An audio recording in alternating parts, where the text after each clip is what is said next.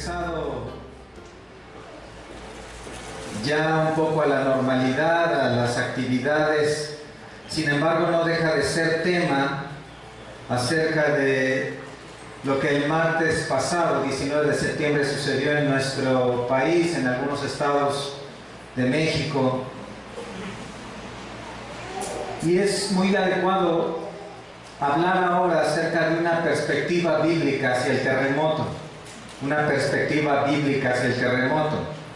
El pasado martes 19 de septiembre, un terremoto de 7.1 grados con epicentro en Morelos cimbró varios estados de nuestro país, Puebla, Morelos y la Ciudad de México.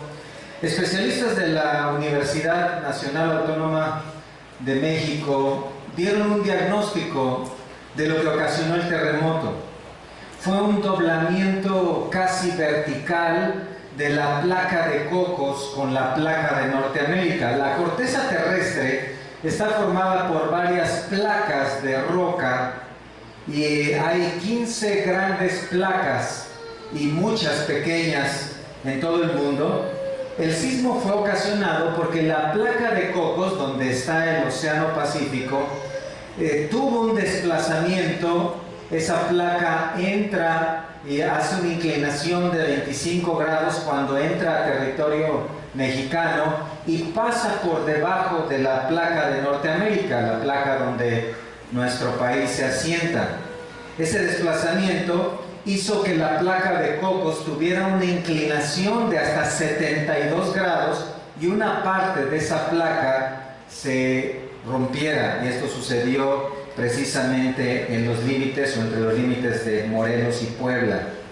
El rompimiento de esa placa ocasionó vibraciones que fueron transmitidas a la superficie. Es la razón por la cual no hubo réplicas de ese terremoto, porque simplemente fue un rompimiento y no un choque de las placas que trajera una reacción. Ese desplazamiento de la placa ocasionó el terremoto ocurrido a solo 120 kilómetros de distancia de la Ciudad de México, y la aceleración que ocasionó ese rompimiento fue mucho mayor, 3 veces más que la del sismo de 1985, el cual ocurrió a 600 kilómetros de distancia. Resultado de este terremoto: 358 personas muertas, unas 150,000 construcciones dañadas, unos 250,000 personas afectadas en sus propiedades, lo cual, según estimaciones, va a requerir algo así como 40,000 millones de pesos para la reedificación, y por supuesto hubo millones de personas afectadas en lo económico como resultado de este gran sismo, un sismo de grandes afectaciones, un sismo que cambió en gran medida la actividad de nuestro país, y creo, como decía hace un momento, que una parte ya está retomando actividades, pero una gran parte de la gente que está afectada en sus casas, en sus trabajos y negocios, aún sigue resintiendo los efectos de este sismo. Por encima de las razones geológicas, este desastre arroja algunas preguntas lógicas, obvias, que muchos se hacen. ¿Dónde estaba Dios cuando esto ocurrió? ¿Dónde estaba Dios cuando esto ocurrió? ¿Él está involucrado en esto? Y si está involucrado, ¿no pudo detenerlo?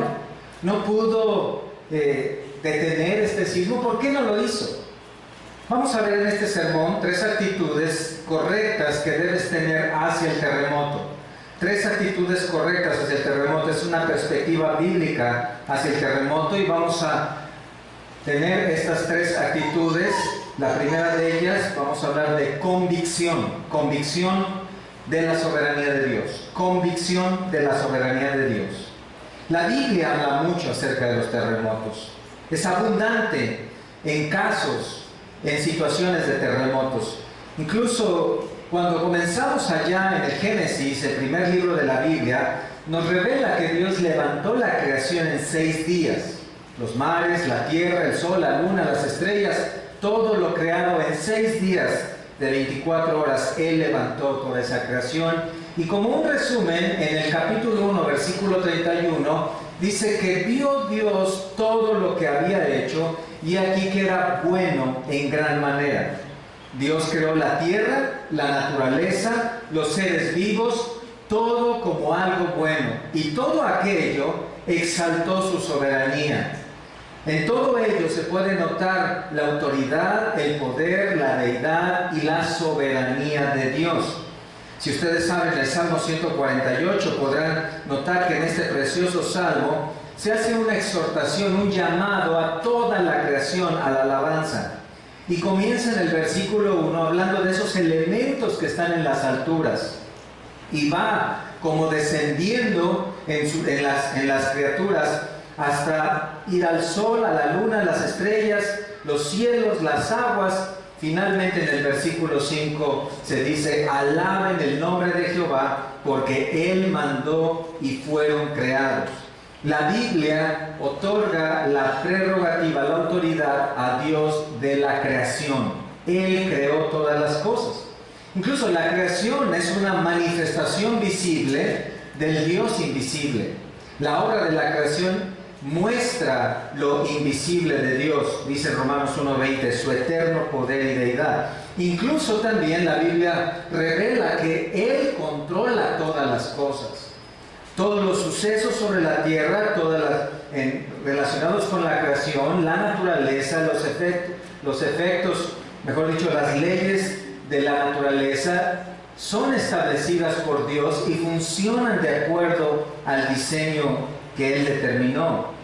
La soberanía de Dios es expresada, por ejemplo, en el capítulo 38 del libro de Job, cuando dice que Dios controla los mares, que Dios controla la lluvia, que Él controla la nieve, que al grado de su soberanía es al punto en el cual Él viste al polvo de la tierra con cristales para hacer esa nieve. Los vientos o el turbión, como es mencionado, son dirigidos por Dios. Las nubes son llevadas a donde Él quiere para regar la tierra y producir la lluvia, producir la hierba.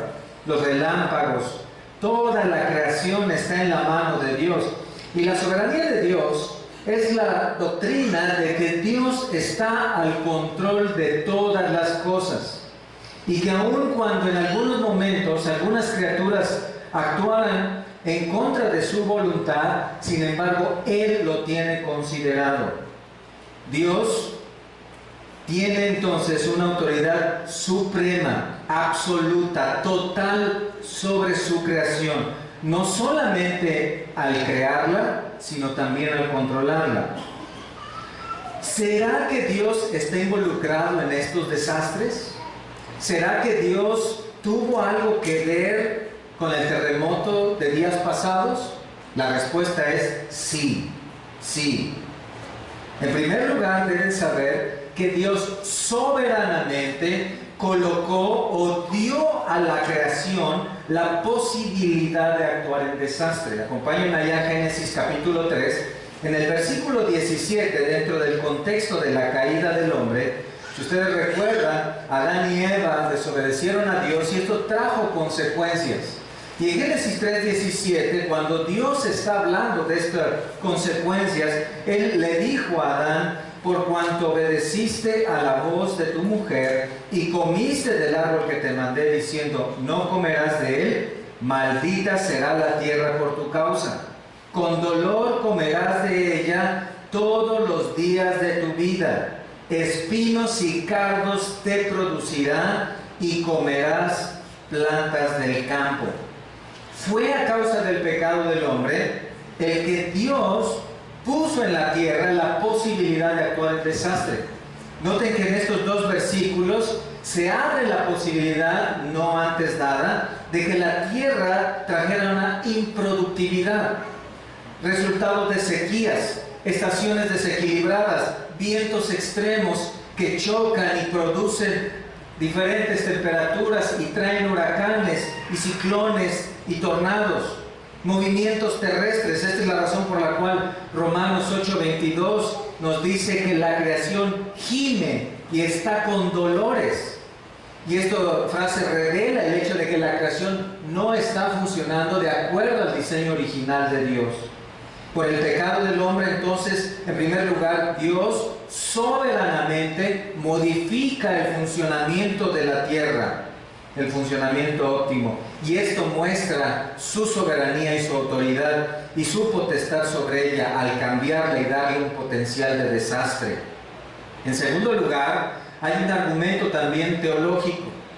Dios mismo actúa en su tierra, en su naturaleza, produciendo desastre. Por ejemplo, en el Salmo 114:7 dice que a la presencia de Jehová tiembla la tierra. Y en el Salmo 104:32 dice que Él mira la tierra y ella tiembla. Y por supuesto, aunque estos son pasajes de poesía hebrea, sin embargo nos muestra o hace relevante la majestad, la autoridad y la presencia de Dios. Esto es muy relevante aquí en la última frase. Dice que Dios mira la tierra y tiembla. ¿Dios tiene ojos? ¿Dios tiene ojos acaso? No, Él es espíritu, dice Juan 4:24. Es una manera en que la Biblia nos enseña que Dios pone su atención. Así como en el Salmo 34 dice que sus ojos están puestos en los justos, lo que está diciendo es que su atención está puesta en cierto lugar o en cierta persona. Dios mira la tierra y la hace temblar. Esta es su majestad, es su grandeza, es su presencia, es su manifestación. Ahora, esta es la respuesta de algo menor a algo mayor.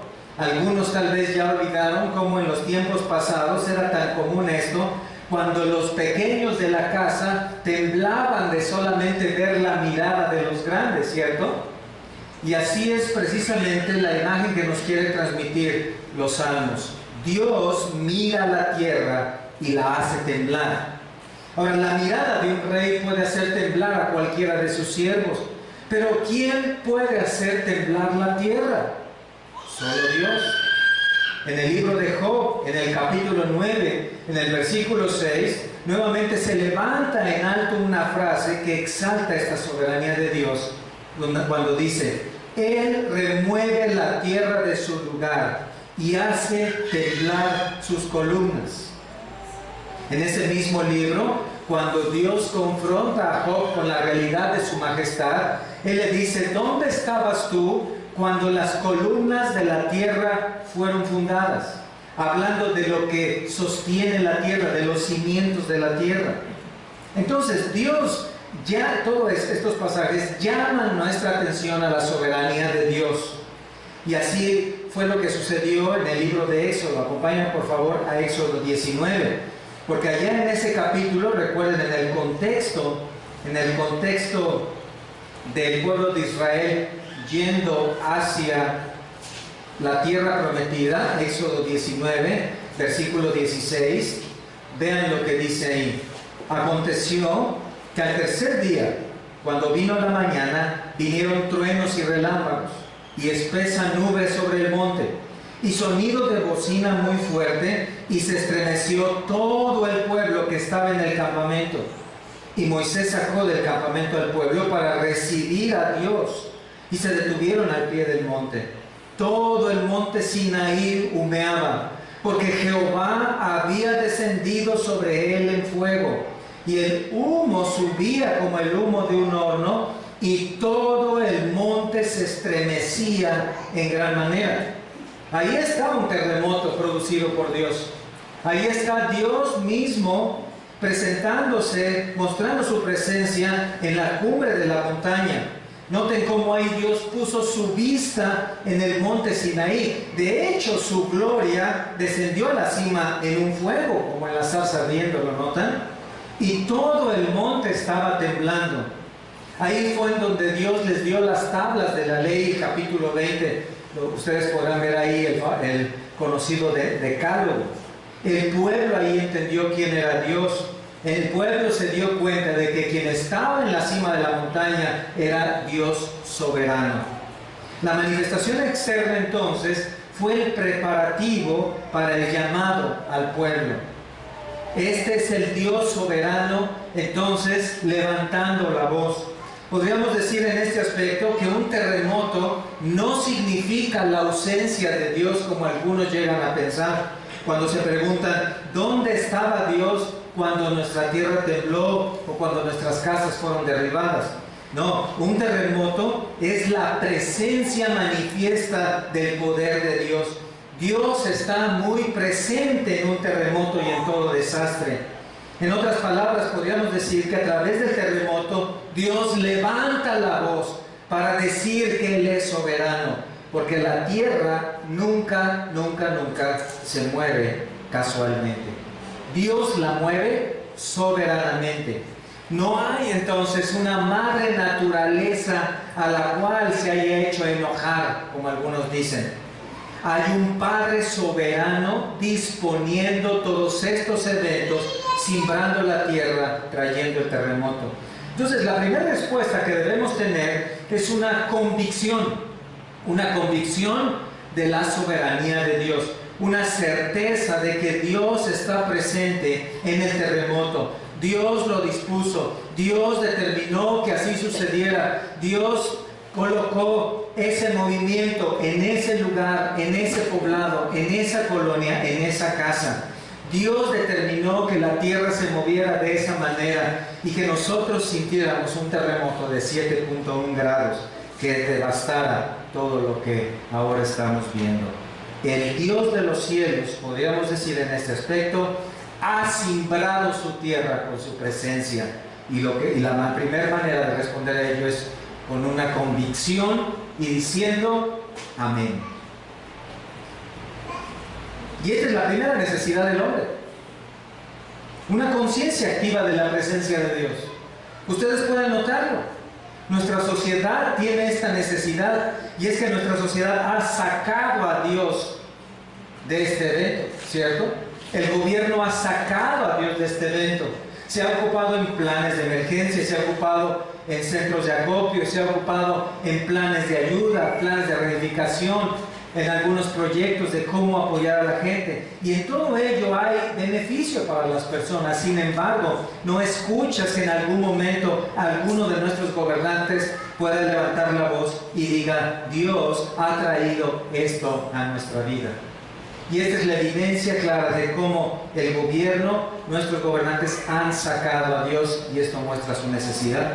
Las escuelas han sacado a Dios de la educación, ¿cierto? En los últimos años los libros de texto han cambiado y han presentado modelos de lo que es la sexualidad humana contrarios a la palabra de Dios, y ha proliferado una educación a la cual se le llama sobre todo psicología positiva, en la cual el objetivo es que el hombre sea feliz sin importar que lo que haga o la manera en que viva sea contraria a Dios. La familia ha sacado también a Dios, lo ha ignorado. La familia ha sido modificada en su concepto en los últimos años. Hoy se está hablando de diferentes modelos de familia. Nuestra sociedad ha cambiado el modelo y se ha contentado con tener familias, lo que se les llama disfuncionales, sin un elemento dentro de ella, con padres ausentes o con madres ausentes de las vidas. Finalmente, toda nuestra sociedad está caminando sin una conciencia activa de la presencia de Dios. El terremoto es un llamado de Dios para decir: yo estoy aquí, ¿cierto? Dios sale de donde la mayoría de nuestra sociedad todavía ha guardado. Dios sale de la iglesia y le dice a las personas: yo soy el Dios soberano que traje todo esto a las vidas. La sociedad ha intentado quitar a Dios de todo. Lo ha querido encerrar en las iglesias como un párroco que es útil solamente en días de boda y de bautizos. Entonces Dios sale de la iglesia, mueve la tierra, toma la vida de 358, derriba cientos de miles de construcciones y trae desastre para decir: yo soy aquí el dueño de las cosas. Conmueve soberanamente a millones de nosotros, y ante el terremoto tenemos que ser conscientes Tenemos de ser conscientes de que Él es el soberano. ¿Cómo fuiste afectado a través de este sismo? ¿Qué fue lo que afectó en tu vida? ¿Tu familia? ¿Tu estabilidad económica? ¿Perdiste tal vez tu trabajo o tu casa en alguna manera?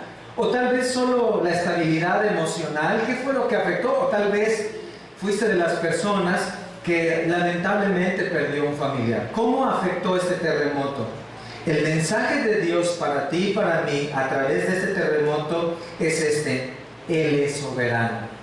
Él hace como Él quiere, y un hombre hace miles de años que era rey sobre el imperio babilonio completó este concepto, entendió esto en el libro de Daniel capítulo 4 versículo 35, cuando dijo: y nadie detiene su mano y le puede decir ¿qué haces? Ante el terremoto, ser conscientes de la necesidad de otros es algo muy bueno. Ante el terremoto, ser conscientes del desastre y daño que otros padecen es muy bueno. Pero ante el terremoto es muy importante que primero comprendas que Dios es soberano. Y aceptar esa soberanía, reconocer esa soberanía en lo que Él trajo, es la primera respuesta correcta que debemos tener cada uno de nosotros. ¿Cierto? En segundo lugar, la segunda actitud que debemos tener, podemos llamarle conocimiento. No solamente una convicción, sino también conocimiento. Conocimiento del carácter de Dios. La segunda pregunta que puede surgir ante este terremoto es: ¿por qué Dios lo hace? ¿Por qué Dios lo hace? Entiendo que Él es soberano, comprendo que Él levantó la creación, sé que existe un Dios, pero mi pregunta es: ¿por qué lo hace? Bueno, la Biblia es abundante para darnos respuestas sobre esto, porque si de algo la Biblia se ocupa, es de mostrarnos por qué es que Dios hace muchas de las cosas en la vida del hombre. Si me acompañan al segundo libro de Samuel, capítulo 22, versículo 8, verán ustedes ahí en 2 de Samuel 22:8 que hay una respuesta muy clara a este terremoto.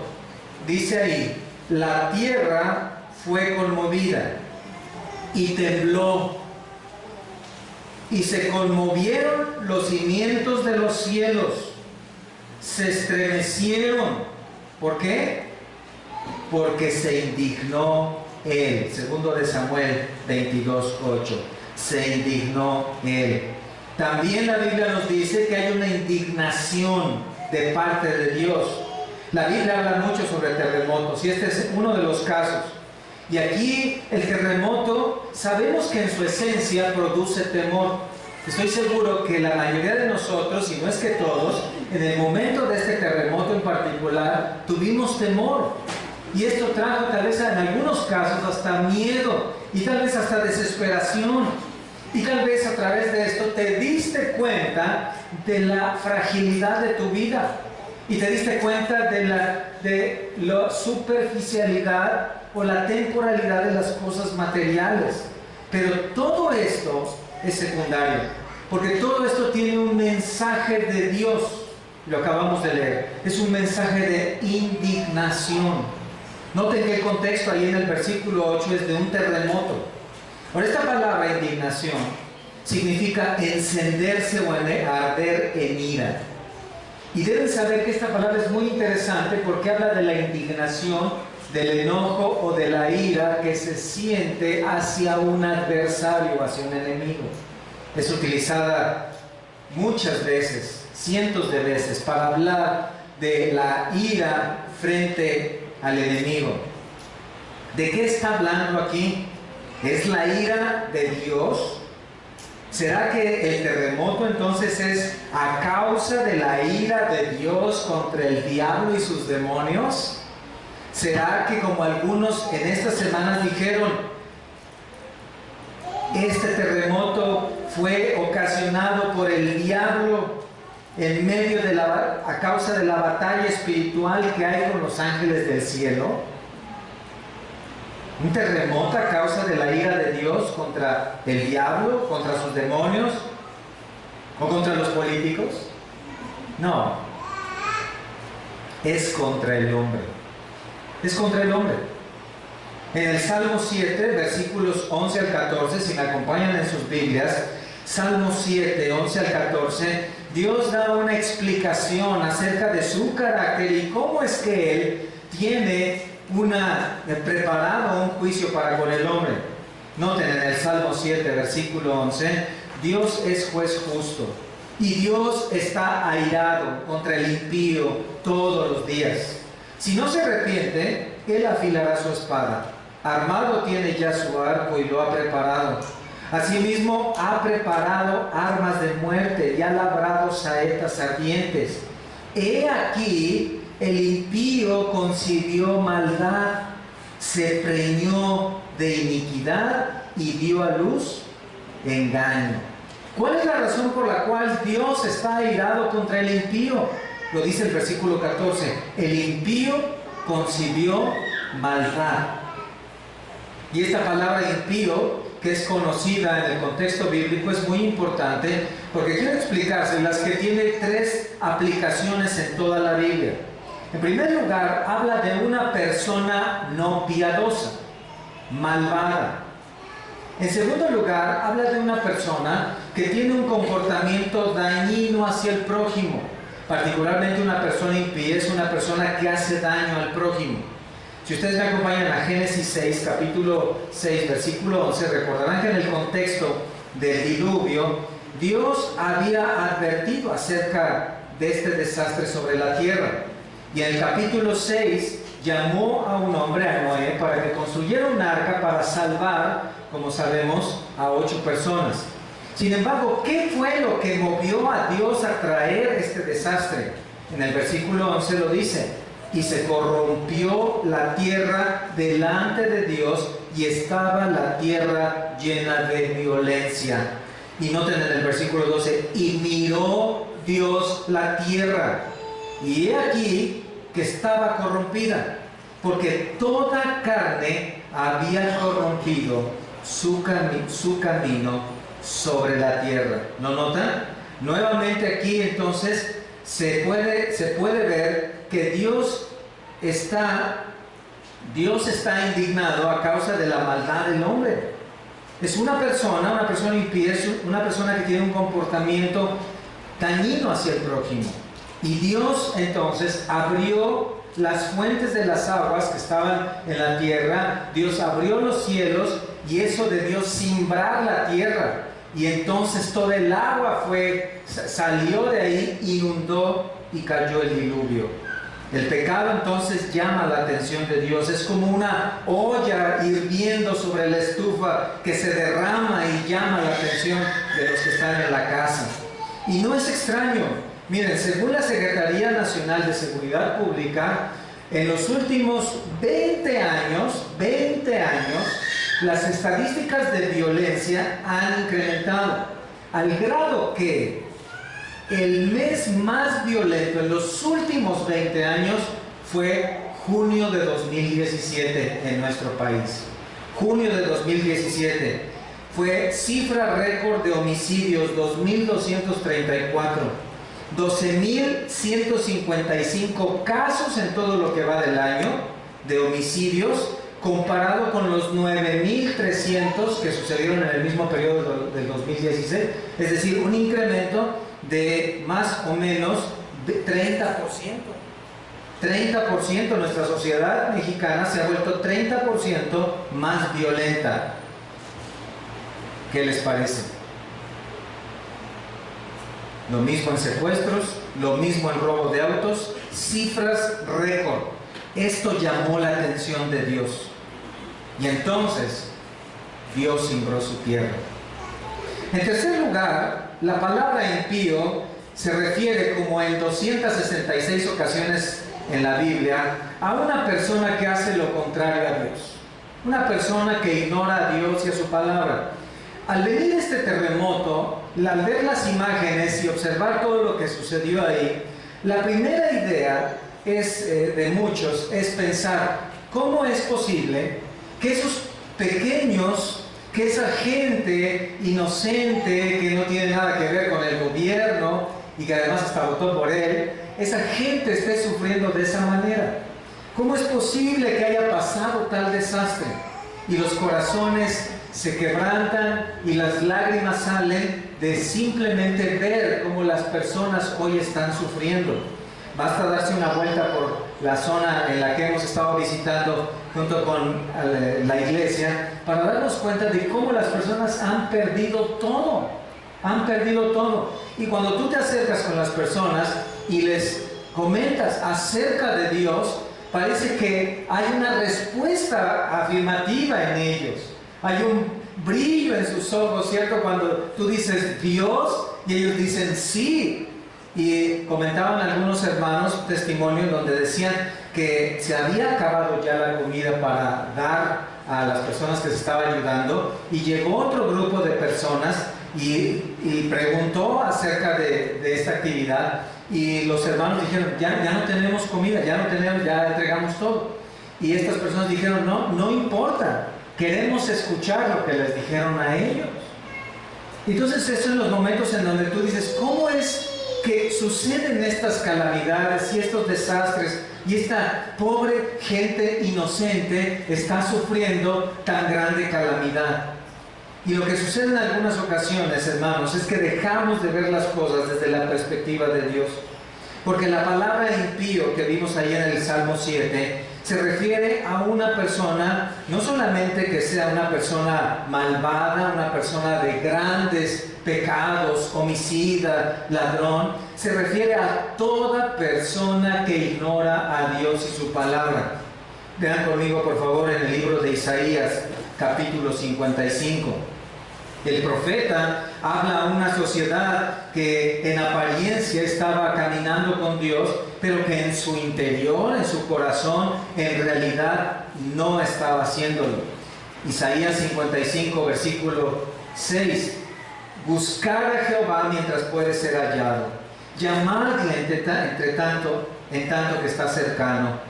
Deje el impío su camino y el hombre inicuo sus pensamientos, y vuélvase a Jehová, el cual tendrá de él misericordia, y al Dios nuestro, el cual será amplio en perdonar. ¿Por qué? Y dice en el versículo 8, esta es la razón por la cual les estoy llamando al arrepentimiento, esta es la razón por la cual estoy llamando a volverse a mí, porque mis pensamientos no son vuestros pensamientos, ni vuestros caminos mis caminos, dijo Jehová. El versículo 8 es la exposición de los corazones de los hombres que, viviendo en una aparente moralidad y sufriendo aún sobre la tierra, sin embargo en su mente son indiferentes a Dios, de tal manera que sus vidas son autónomas. Y en sus vidas ellos buscan el autobienestar, y todos ellos en mayor o menor grado han enfocado, la mayoría de ellos han enfocado en la autocomplacencia, en edificar sus propias vidas independientes de Dios. Y debemos entonces saber esto: la impiedad no solo genera violencia, en algunos casos puede haber una impiedad pasiva, una vida ajena a Dios, una indiferencia a sus propósitos, una mente indiferente a sus mandamientos, una persona que no considera a Dios y su palabra para su vida, una vida egocéntrica, orgullosa, que simplemente está viviendo la vida ajena al Dios de los cielos. Y dice Dios, esa persona es impía. A través del terremoto entonces Dios envía un mensaje. Es como si Dios dijera a través de esto: no estás considerándome en lo que piensas y cómo vives. Por eso eres una persona impía. Por eso debes volverte a mí y por eso debes buscar mi perdón. ¿Es malo querer algo bueno?, diría alguien. No. Es malo desearlo independiente de Dios. Es malo vivir sin considerar su palabra. Es malo no obedecerlo en cada área de la vida. Es malo guiar tu matrimonio, tu familia, tu vida, a tus hijos sin oración, sin dependencia de Dios. Y recuerden, todo eso sucede fuera de la iglesia, y todo eso es un pecado. Entonces se desatan los vientos, Las corrientes chocan y pega el huracán y tiembla la tierra y aparece el desastre, y así conocemos el carácter de Dios. En otras palabras, esto podría ser un golpe de Dios sobre la mesa para decir: no estoy de acuerdo en la manera en la cual estás viviendo. Y entonces llama la atención de todos nosotros. Nos detiene de nuestras actividades. Cambió nuestra vida. Ya no somos los mismos después del 19 de septiembre. Ya tenemos conciencia de algo más. Él espera entonces que haya un cambio. Él espera fe, Él espera piedad, Él espera sujeción a su palabra, Él espera obediencia, dependencia y humildad. Y Él quiere que a través de este terremoto las personas lo sepan. Vean por favor conmigo allá en Deuteronomio 28, en aquel pasaje donde Dios está hablando a la segunda generación que sale de Egipto. Deuteronomio 28, versículo 58. Noten por favor aquí las palabras de Dios a través del pastor Moisés, cuando dice: si no cuidares de poner por obra todas las palabras de esta ley que están escritas en este libro, teniendo este nombre glorioso y temible, Jehová tu Dios, entonces Jehová aumentará maravillosamente tus plagas y las plagas de tu descendencia, plagas grandes y permanentes y enfermedades malignas y duraderas, y traerá sobre ti todos los males de Egipto, delante de los cuales temiste, y no te dejarán. Asimismo, toda enfermedad y toda plaga que no está escrita en el libro de esta ley, Jehová la enviará sobre ti hasta que seas destruido. Noten ahí en el versículo 62: y quedaréis pocos en número, en lugar de haber sido como las estrellas del cielo en multitud. ¿Por qué? Por cuanto no obedeciste a la voz de Jehová tu Dios. Dios ha desplegado una primer página de sus escrituras a través de la creación, para que todo hombre lea esa página, y esa página es el poder y la deidad de Dios. Y todo hombre debe responder en gratitud a esa creación, y al no hacerlo es una primera respuesta equivocada. Y entonces Dios despliega más páginas a través de este libro para que cada uno de los hombres sepamos qué es lo que Dios espera. Y cuando se ignora este libro y se cierra y se hace caso omiso, entonces Dios hace temblar la tierra. La única razón que trae el juicio de Dios, hermanos, es el pecado. La única razón que indigna al Dios Santo y llama su atención es el pecado. Y el pecado entonces trae el movimiento de la tierra. Esto nos hace conocer el carácter de Dios, ¿cierto? Él no es un Dios a nuestro servicio. Él no es un Dios que se conforma con un par de horas cada domingo. Él no es un Dios que quiere de ti y de mí una religión. Él no es un Dios al que se acude solo cuando tiembla la tierra. No, Él es un Dios que pide ser conocido, un Dios que requiere conocer y obedecer su palabra. Él es un Dios que pide de cada uno una obediencia en cada área de la vida, y cuando esto no se hace es pecado y la tierra tiembla. ¿Notas el carácter santo y justo de Dios en este terremoto? Él es así. Y si no lo comprendes es porque no lo conoces, y debes conocerlo. Porque no hacerlo, no conocer a Dios y no conocer su obra es sinónimo de condenación en el infierno. Allá en el capítulo 7 del Evangelio de Mateo, si recuerdan, en el versículo 21, Dios, el Señor, abre una ventana al futuro y dice que en aquel tiempo algunos se acercarán, y esos a los cuales se acercarán con sus medallas, sus diplomas espirituales, se acercarán con sus trofeos religiosos y le dirán ahí en versículo 22: ¿no profetizamos en tu nombre, y en tu nombre echamos fuera demonios, y en tu nombre hicimos muchos milagros? Y entonces les declararé, dice ahí el Señor, nunca os conocí, nunca os conocí, apartaos de mí, hacedores de maldad. Si la primera respuesta ante el terremoto no es de una convicción de la soberanía de Dios, no es de una certeza de su presencia, sino es de una convicción de que Dios está haciendo esto en mi vida, Dios claramente, Él trajo esto en mi casa, en mi familia, en mi trabajo, entonces es probable que tú no conozcas a Dios. Es muy probable que tal vez no entiendes quién es el Dios soberano, no comprendes que Él es el Dios que se manifiesta a través de su creación y no entiendes su mensaje. Por otro lado, si tal vez en el momento aún del terremoto o a unos pocos segundos de él, tú dijiste, este es Dios trayendo esto a las vidas de todo nuestro país, de estos estados, de mi familia, de mi ciudad y a mi vida.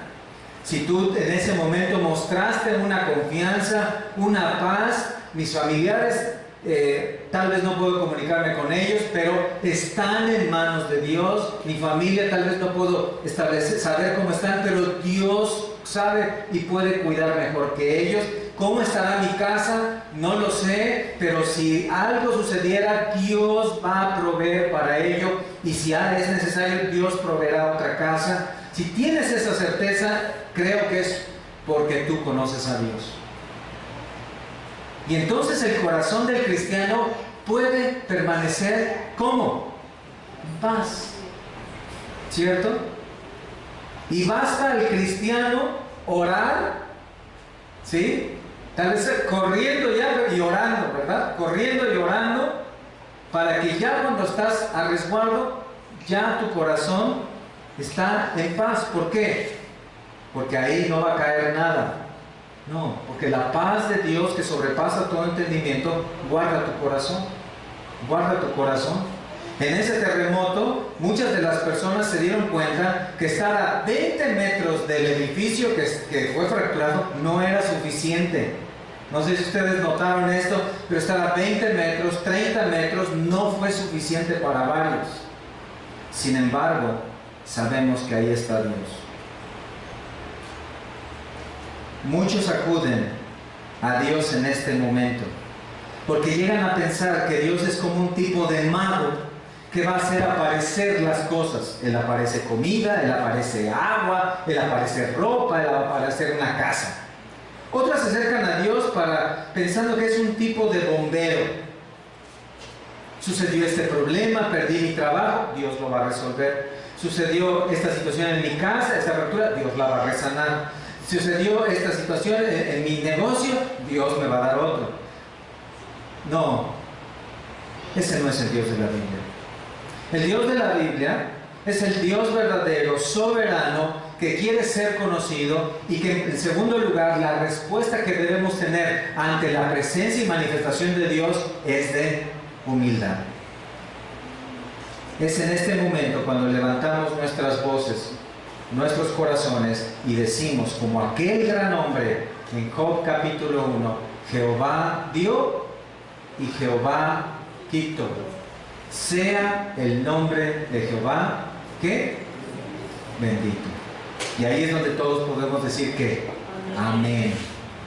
Este es el Dios santo entonces levantando su voz, indignado por el pecado habitual, airado por la injusticia que impera en nuestra sociedad.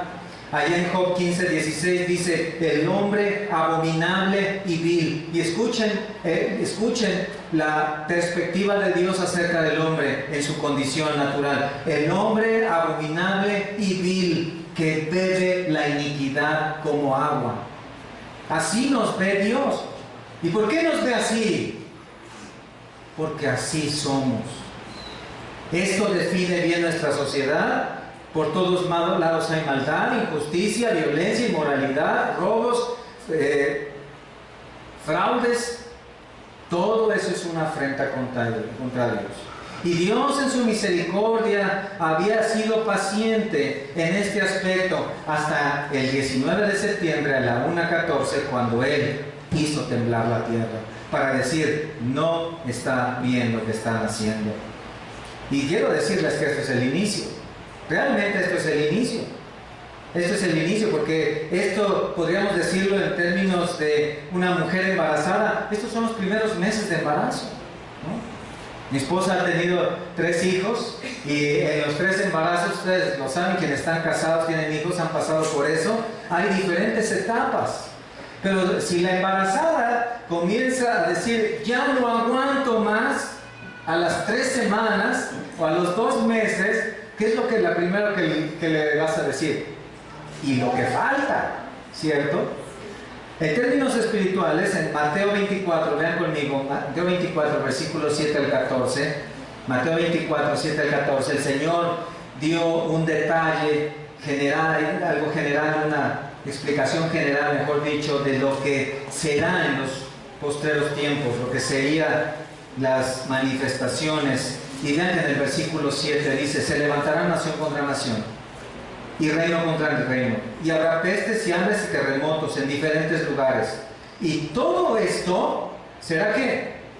Principio. Será solamente el principio. ¿Por qué? ¿Por qué va a suceder esto? Lo dice en el versículo 12. Por haberse multiplicado la maldad. Por haberse multiplicado la maldad. Todo esto habla de los eventos sobrenaturales, todos estos terremotos vendrán.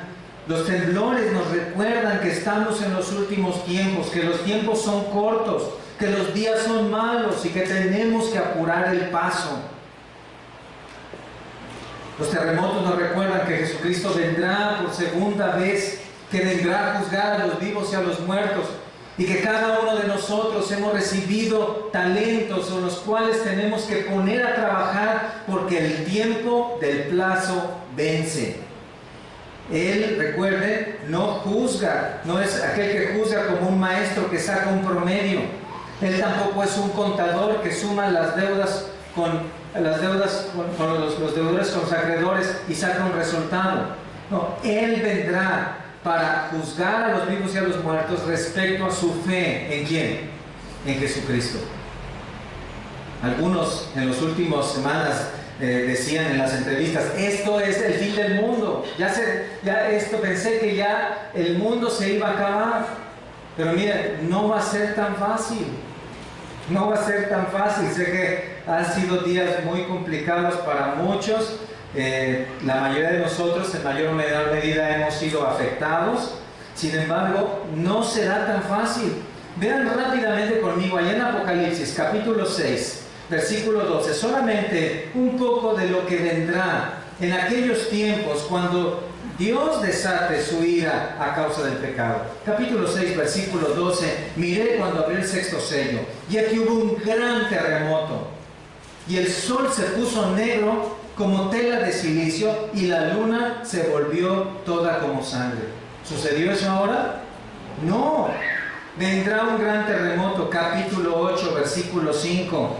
Dice, y el ángel tomó el incensario y lo llenó del fuego del altar y lo arrojó a la tierra, y hubo truenos y voces y relámpagos, ¿y qué más?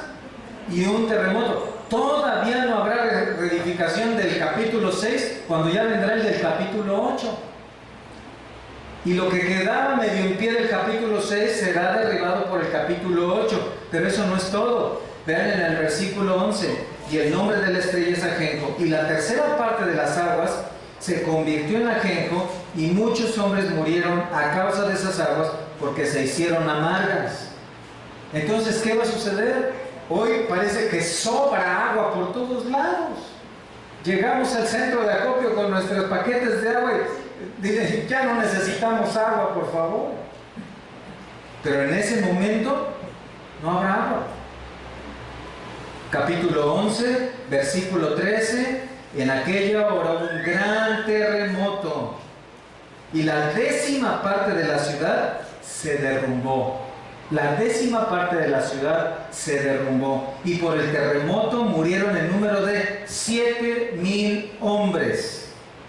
Estamos hablando de 358 muertos. Aquí estamos hablando de 7,000 hombres. Y los demás se aterrorizaron y dieron gloria al Dios del cielo. Ahí mismo, capítulo 11, versículo 19. Y el templo de Dios fue abierto en el cielo, y el arca de su pacto se veía en el templo, y hubo relámpagos, voces y truenos, un terremoto y grande granizo. No se parará de terremoto. Y capítulo 16, versículo 18. Porque hasta este momento todos estos terremotos no serán los más fuertes. Capítulo 16, versículo 18. Ahí viene, suena la alarma sísmica y vean lo que pasa. Entonces hubo relámpagos y voces y truenos y un gran temblor de tierra. Un terremoto tan grande cual no lo hubo jamás desde que los hombres han estado sobre la tierra. Y será en ese momento entonces donde la tierra se cimbrará como nunca jamás. Los investigadores están hablando de un terremoto a futuro de 10 grados. De 10 grados. Y ustedes saben que el aumento en la escala Richter es exponencial. Es decir, no es que aumente en un 20% más de lo que fue ahora el terremoto, 30% más de lo que fue ahora, sino que habla de un 300 y hasta 3000% más. Y todo esto va a suceder porque Dios está hablando a las vidas, y porque no se hace caso a Dios, y porque se sigue viviendo como si Dios no existiera. Porque se sigue pensando que un día realmente voy a dedicar a las cosas de Dios. Un día sí voy a leer mi Biblia. Un día sí voy a servir al Señor. Voy a discipularme. Voy a asistir a la oración. Un día sí lo voy a hacer. Y tal vez cuando te des cuenta, no solo estarás leyendo Apocalipsis 16, 18. Tal vez lo estés viviendo. Tal vez lo vas a estar viviendo. La mayoría de ustedes recuerdan la historia del justo Job, ¿cierto? Y en Job 1, si abren sus Biblias allá, recordarán que este fue un hombre de la antigüedad sobre el cual vino gran calamidad y desastre. Y ustedes solo, para recordarlo en sus mentes, recuerdan cómo Job tuvo una avalancha de desastres. Para comenzar, Job formó parte de las estadísticas de robos cuando los sabeos le robaron sus bueyes y asnas matando a sus siervos, ahí en el versículo 14 y 15. Pero casi al mismo tiempo, otro mensajero le informó de la gran tormenta eléctrica que se desató sobre sus ovejas y pastores y los mató. Eso sucedió en el versículo 16.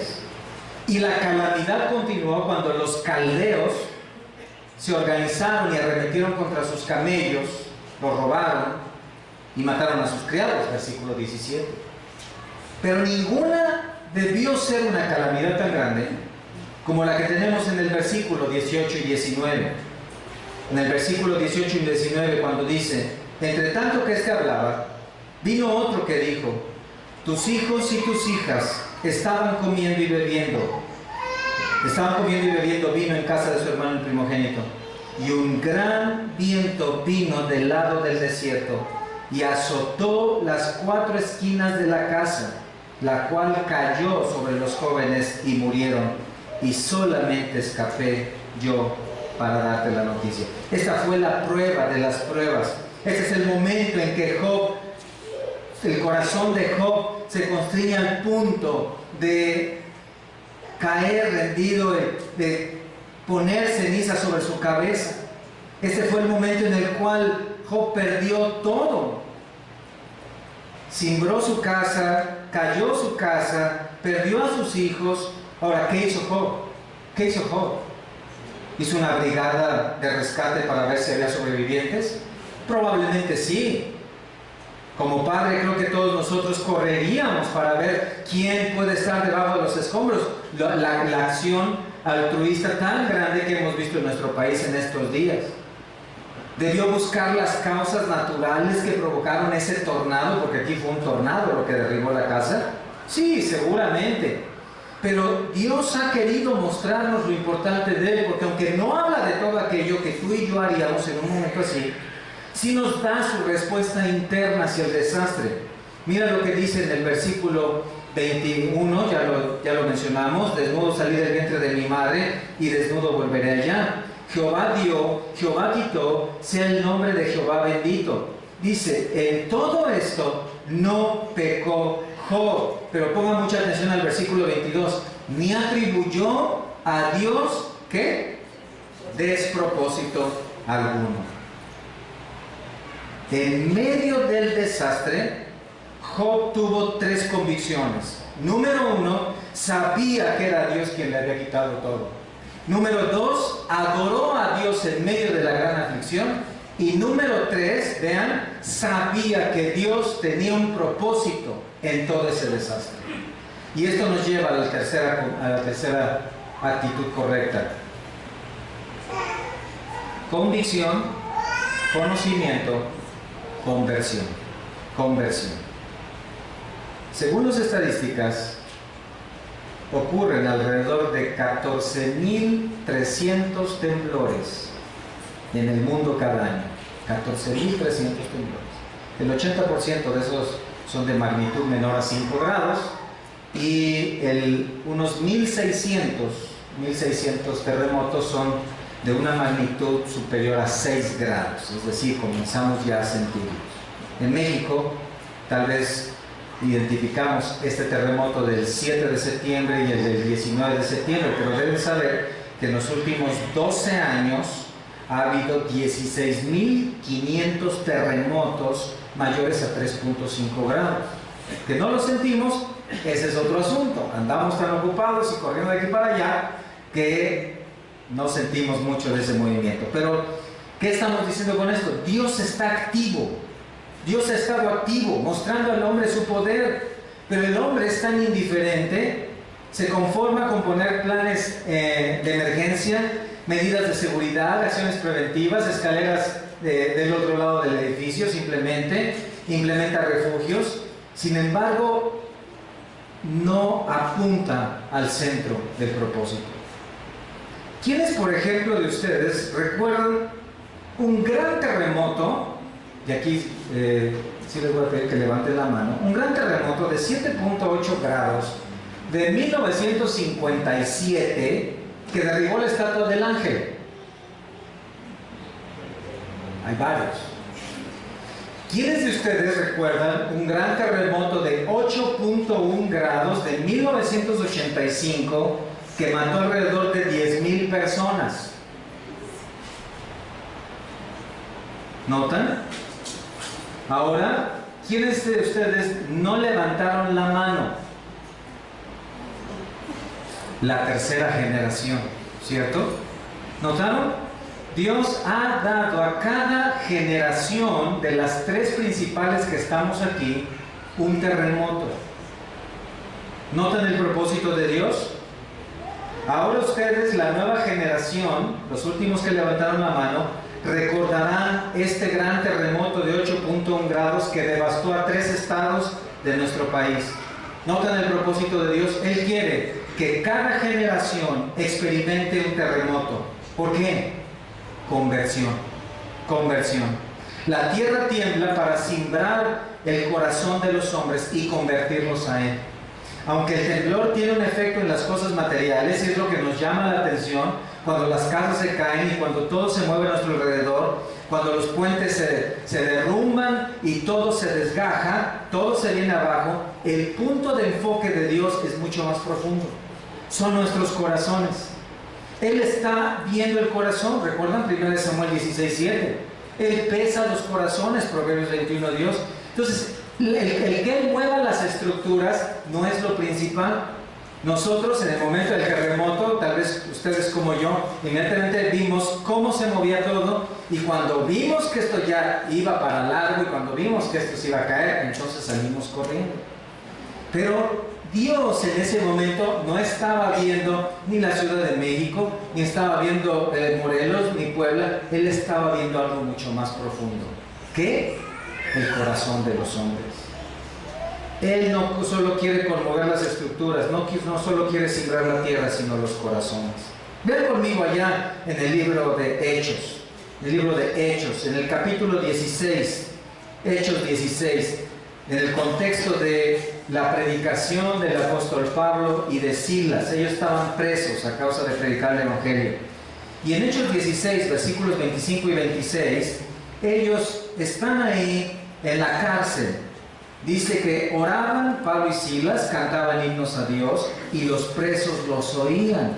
Entonces sobrevino de repente un gran terremoto, de tal manera que los cimientos de la cárcel se sacudían. Y al instante se abrieron todas las puertas y las cadenas de todos se soltaron. Vean que este terremoto tuvo propósitos muy específicos. Gracias a Dios que aquí no sucedió eso con este terremoto, que todas las puertas de las cárceles se abrieran.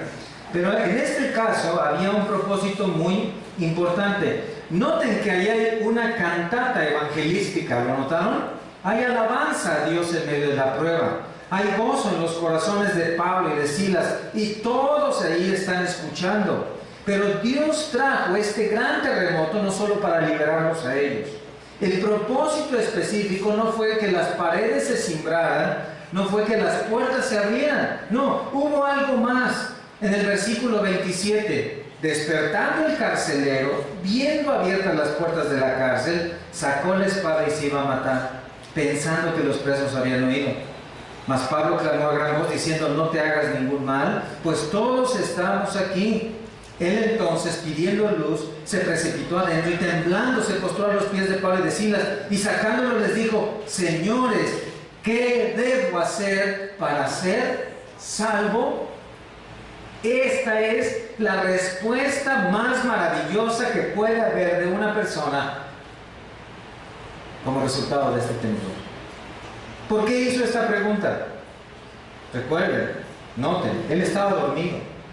Él parece que no sintió toda la fuerza del temblor. Sin embargo, el temblor hizo que las puertas se abrieran, y las puertas abiertas trajeron una conciencia sobre el carcelero. Él vio su fragilidad, él creyó que había fallado en su responsabilidad de cuidar a los presos, pero se dio cuenta de que si esa noche hubiera muerto, habría ido a la condenación. ¿Por qué preguntó: ¿qué debo hacer para ser salvo? No preguntó por los candados, no preguntó por las cadenas, no preguntó quién abrió las puertas. Él entendió que en ese terremoto él pudo haber muerto, y seguramente al escuchar la cantata evangelística de Pablo y de Silas, él comprendió que necesitaba salvación. Y esta es una pregunta adecuada ante el desastre. El Señor tiene ese propósito: conversión. Joel 2:12: por eso pues ahora, dice Jehová, convertíos a mí con todo vuestro corazón. Joel 2:13: rasgad vuestro corazón y no vuestros vestidos, y convertíos a Jehová vuestro Dios. Hechos 3:19: así que arrepentíos y convertíos para que sean borrados vuestros pecados.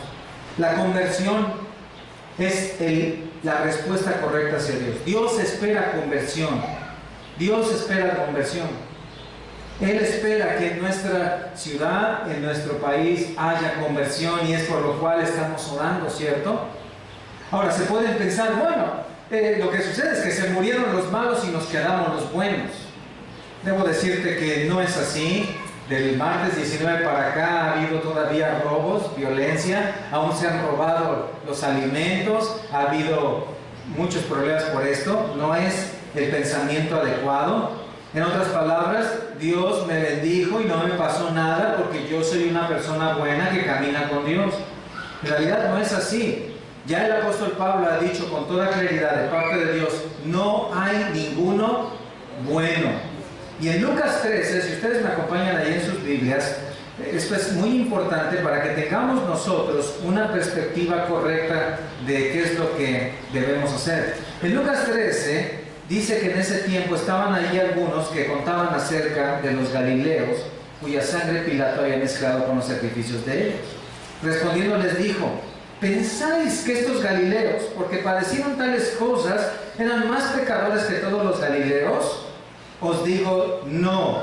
Antes, si no os arrepentís, todos pereceréis igualmente. O aquellos 18 sobre los cuales cayó el edificio de la colonia Roma y los mató, ¿pensáis que eran más culpables que todos los hombres que habitan en Cuernavaca? Os digo, no. Antes, si no os arrepentís, todos pereceréis igualmente. Leí la versión 19 de septiembre de 2017. ¿Se dan cuenta? ¿Se dan cuenta? Todos necesitamos conversión, en mayor o menor medida, unos para salvación y otros para santificación. Dios está llamando a través de esta tragedia a todos los hombres que no lo conocen a que se vuelvan a Él. Pero Dios está llamando también a través de esta tragedia a todos los hombres que le conocemos. ¿Para qué? Para dedicarnos a Él, para obedecerlo a Él, para caminar con Él. Debemos recordar que en la primera venida del Hijo de Dios fue para tratar con aquello que indigna a Dios, con el pecado. Y Él vino a cumplir con la ley de Dios y trajo o logró una salvación para todo aquel que cree, ¿cierto? Pero vendrá en una segunda venida, y en esa segunda venida vendrá para pedir cuentas acerca de lo que hemos hecho con esa vida eterna que Él nos ha dado. ¿Qué es lo que hemos hecho para luchar nosotros con el pecado? Entonces, el mensaje es para el mundo, para nuestra ciudad, para nuestra sociedad, pero el mensaje también es para cada uno de nosotros. El llamado de Dios es a examinar nuestros corazones, a revisar nuestras vidas, y la pregunta es: ¿en qué debes convertirte? ¿En qué debes volverte a Dios? Si es en cuanto a salvación, debes escuchar esto: no envió Dios a su Hijo al mundo para condenar al mundo, sino para que el mundo sea salvo por Él. El que en Él cree no es condenado, pero el que no cree ya ha sido condenado porque no ha creído en el nombre del unigénito Hijo de Dios. ¿Has creído en Él? ¿Has puesto tu fe en Cristo? Es muy importante. No pienses o no consideres que porque no pasó nada en tu casa o a tu familia, todos están vivos, entonces tú estás bien y todo correcto delante de Dios. Fue la misericordia de Dios, su gracia que te preservó, pero es un momento muy adecuado para que ahora tú examines tu vida. ¿Realmente he puesto mi fe en Cristo? No porque siempre he asistido aquí, no porque vengo de otra iglesia y ya tengo muchos años de cristiano, no porque me sé algunos versículos o entiendo un poco ahí de la predestinación y otras doctrinas. No. Realmente tu vida muestra un caminar con Dios que da evidencia de una conversión. Creer en Él no significa considerarlo como una religión, sino como el Hijo de Dios que vino para pagar por tus pecados, para poner el medio por el cual tú te puedas acercar al Padre, reconozcas tus pecados, le pidas perdón, te arrepientas y vengas a ser hijo de Él. Cuando el Señor fue crucificado, Él pagó ahí en la cruz por los pecados de todos aquellos que creerían, de todos aquellos que se arrepienten. Y cuando Él murió, hubo un terremoto. ¿Lo recuerdan? Hubo un terremoto, digo porque lo han leído, no porque sean demasiado viejos. Hubo un terremoto. En Mateo 27:51 dice que el velo del templo se rasgó en dos, de arriba abajo, y la tierra tembló y las rocas se partieron. ¿Se dan cuenta? Dios utiliza los terremotos más de lo que creemos o más de lo que lo sentimos. Y esto cimbró la tierra. Y esto seguramente no sabemos de cuántos grados fue porque todavía no estaba la escala Richter. Pero esto fue tan impactante que lo más importante fue que ahí se cimbró algo más: el corazón del centurión. El corazón del centurión, al ver a Cristo con sus propios ojos, al observar los eventos naturales, su corazón fue llevado a una convicción. El Espíritu Santo, que no lo vemos ahí con claridad, pero el Espíritu Santo obró en ese momento en el corazón de ese hombre, el cual había estado ahí parado, custodiando a aquel que había sido crucificado, y seguramente había escuchado todas las cosas que se decían acerca de él. Y su conclusión fue esta: verdaderamente, este era Hijo de Dios. Ahí hay un corazón convertido. ¿Ven? Ahí hay un corazón cimbrado, pero no destruido, sino reedificado espiritualmente por el Hijo de Dios para la gloria eterna. Si tú has creído en Jesucristo, no debes temer mal alguno ante los temblores. En todos estos desastres, la mano soberana de Dios está ahí. Debes conocer a Dios, debes poner atención a su obra, debes darle gracias, alabarlo, exaltarlo, confiar en su provisión y cuidado. Debes descansar en que Él tiene un propósito en esto, y debes exaltarlo y disfrutar de la paz de Dios que seguramente Él está dando a tu corazón en este momento. Al punto que si viene otro terremoto y pierdes la vida, o alguno de tu familia, pocos segundos antes, tal vez entre los escombros, tal vez en un poco tratando de salir del lugar, tú puedas decir en tu corazón una última frase: para mí, el vivir fue Cristo y el morir es ganancia. Pero si tu alma no está bien delante de Dios, entonces sí tienes motivos para tener miedo, para tener terror, para temer lo que puede pasar, para estar temblando si acaso tal vez al salir de este lugar un desastre pueda caer sobre tu cabeza, alguna de las construcciones pueda finalmente derrumbarse y matarte. Si tu alma no está bien delante de Cristo, entonces sí hay motivos. Sí hay motivos. Si no has puesto tu fe en el Salvador, si no has creído que Él realmente ha pagado por tus pecados y no has sometido tu vida en humildad delante de Él, entonces sí estás en un grave riesgo. Ningún plan de emergencia, ningún centro de acopio, ninguna provisión gubernamental te puede ayudar. Solamente Cristo. Hoy entonces es el tiempo en que debes reconocer tu necesidad y pedir perdón al Señor por tus pecados y arrepentirte. Hoy es el tiempo de confiar en Él y de poner tu vista en aquel lugar, en aquella cruz donde hubo un terremoto, pero donde se proveyó salvación para el que en Él cree. Hoy es tiempo de volverse a Cristo. Si aún no has puesto tu fe en Él, no dejes pasar más tiempo. El Señor puede traer otra vez una manifestación de su soberanía. El Señor puede simbrar otra vez la tierra, traer otro terremoto, y el Señor podría entonces llevarte a una condenación. Solo Cristo puede darte la salvación. Hoy es tiempo de volverse a Él. Padre, te damos gracias porque nos has dado este tiempo en tu palabra. Y te damos gracias por lo que has traído a nuestra vida. Porque has sembrado nuestros hogares, nuestras familias, nuestro trabajo. Has sembrado nuestros corazones. Has movido nuestras entrañas. Nos has mostrado tu poder y te reconocemos. Y en humildad reconocemos tu soberanía, tu autoridad en nosotros. Te damos gracias por lo que trajiste, porque también a través de esto sensibilizas los corazones a la necesidad espiritual. Y Señor, estamos agradecidos porque a través de esto mueves nuestras conciencias, mueves nuestros corazones hacia tu palabra. Señor, te suplicamos y nos dolemos por aquellas personas que han perdido familiares y casas y están ahora padeciendo.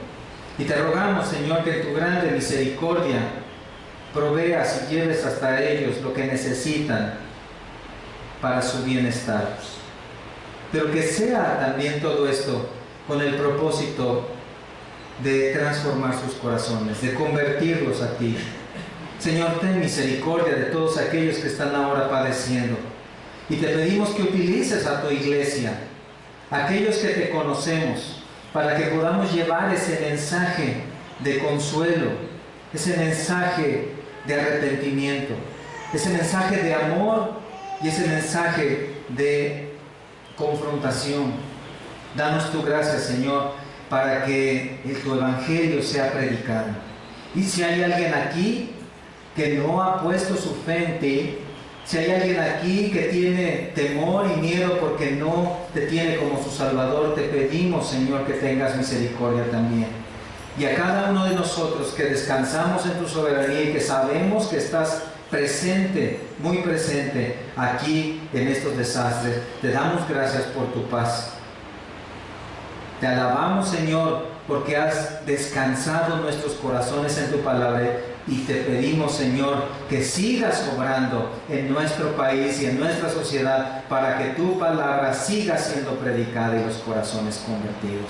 Te damos gracias por lo que estás haciendo y harás todo en el nombre de tu Hijo Jesucristo. Amén.